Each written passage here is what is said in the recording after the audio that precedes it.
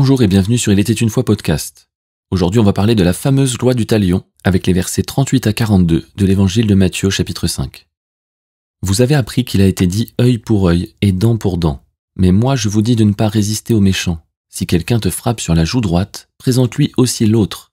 Si quelqu'un veut plaider contre toi et prendre ta tunique, laisse-lui encore ton manteau. Si quelqu'un te force à faire 1 000, fais-en 2 avec lui. Donne à celui qui te demande, et ne te détourne pas de celui qui veut emprunter de toi. Alors ici, Jésus ne se contente pas d'aller plus loin que la loi de Moïse, il dit carrément l'opposé. Pourtant, Jésus n'est pas en train de se contredire, il n'est pas en train d'ajouter ou d'enlever des choses à la loi. Il va simplement plus en profondeur. Et on voit ici toute la pédagogie de Dieu, parce que l'humanité n'est pas prête à accepter l'injustice comme ça. Donc dans la loi, il a prévu une justice, une équité. On te fait du mal, tu récupères. On te prend un œil, tu prends un œil. On te prend une dent, tu prends une dent. Mais quand Jésus arrive, il ne peut pas se permettre d'amoindrir le caractère de Dieu. Il ne peut pas se permettre de s'adapter à la mentalité humaine et à la faiblesse humaine. Il se doit de révéler le caractère profond de Dieu. Et justement, Dieu ne rend pas le mal pour le mal. Bien au contraire. Je crois qu'on ne se rend pas bien compte de ce que Dieu a perdu avec le péché qui est entré dans l'humanité. Et ça lui a coûté la vie de son fils. Et pour ça, il ne s'est absolument pas défendu. Alors c'est vrai, on voit des jugements divins dans la Bible, particulièrement dans l'Ancien Testament. Mais ce n'est pas pour se servir lui-même, ce n'est pas parce qu'il est en colère, ce n'est pas parce qu'il en a marre, ce n'est pas parce qu'il n'en peut plus. C'est bien souvent pour les autres ou pour son plan de salut pour l'humanité.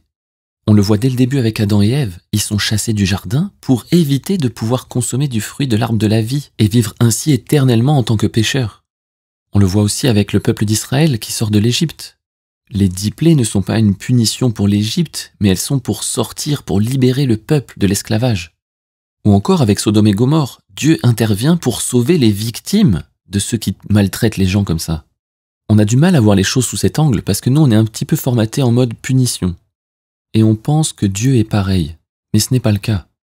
Si Dieu pensait comme nous, ne serait-ce qu'1%, je pense qu'on serait tous morts depuis déjà bien longtemps.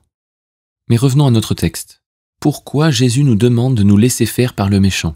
Ce n'est pas par sadisme ou par un principe bizarre, c'est parce qu'il aime le méchant et qu'il veut lui montrer au travers de ses enfants.